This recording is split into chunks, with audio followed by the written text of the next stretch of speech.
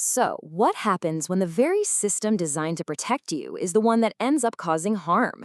And how do you even begin to fight back when that system is the government itself?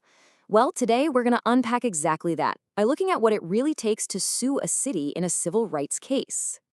And look, this isn't some abstract hypothetical. This is the actual opening line from a real federal lawsuit filed in New York.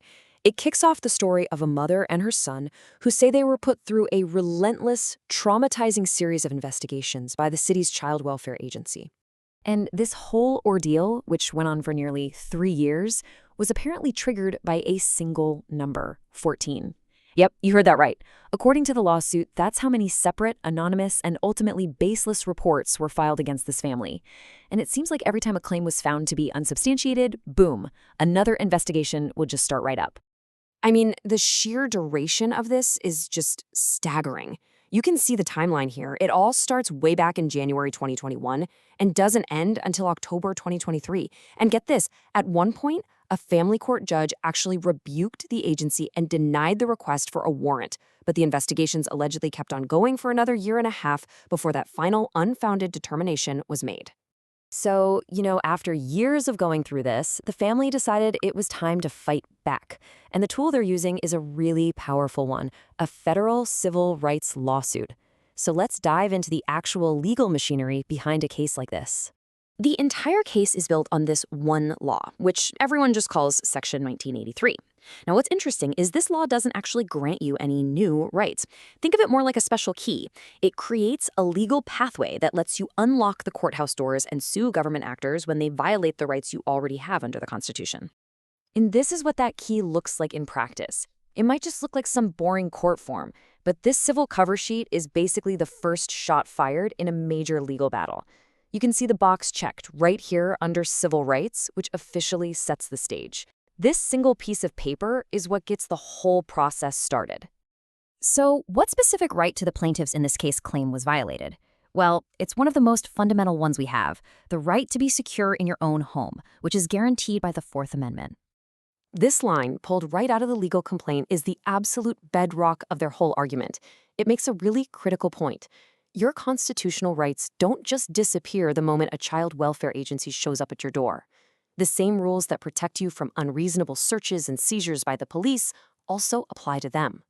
Okay, this is really where the rubber meets the road. On one side, you have the clear constitutional standard. Government agents need a warrant to come into your home unless there's a true emergency, like a child is in immediate, imminent danger. But on the other side, you have what this family says happened over and over again, agents coming in without a warrant, basically telling them they had no other choice. Now, it's one thing to sue an individual caseworker for something they did. It's a completely different challenge to try and hold the entire city responsible for their actions.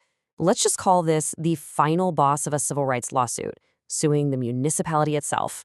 Which, of course, brings us to the big question, right? If some city employee violates your rights, is the city automatically on the hook for it? And the answer, maybe surprisingly, is a clear and simple no. Unlike with a private company, the government doesn't have that kind of automatic liability for its employees. You can't just argue, hey, your employee did this, so the city has to pay. You've got to prove something much, much deeper. And that something deeper is called a Monell claim. It's named after a huge Supreme Court case, and it basically established that a city can be sued like a person. But, and this is a big but, only if an official policy or a widespread custom of the city itself is what caused the violation. So it's not enough to show one bad apple. You have to prove the whole orchard is somehow rotten. So how in the world do you actually prove that? Well, it usually comes down to one of three main paths. First, you can point to an actual official written down policy. Or you can show there's a widespread custom, basically an unwritten rule that's so common it might as well be official policy. And third, you can argue that the city failed to properly train its employees and that this failure shows a deliberate indifference to people's rights.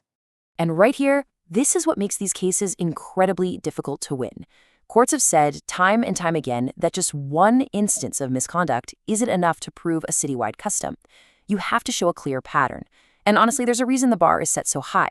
It's to stop cities from going bankrupt over every single mistake an employee might make.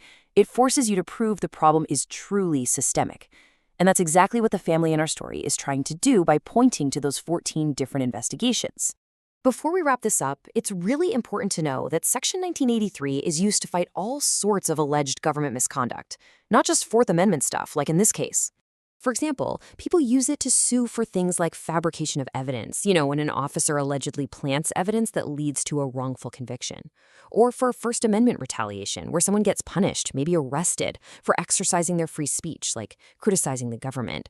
It's also the foundation for malicious prosecution claims. It is an unbelievably versatile and vital legal tool. So after all this legal detail, what's the big picture here? What's the main idea? Well, it really all boils down to one simple, fundamental question of accountability.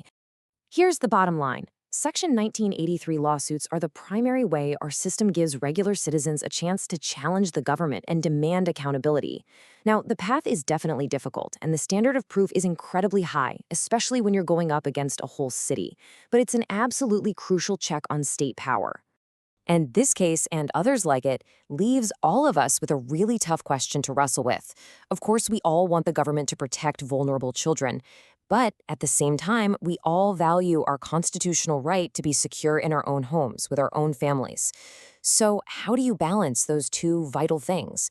Where exactly is the line? There are no easy answers.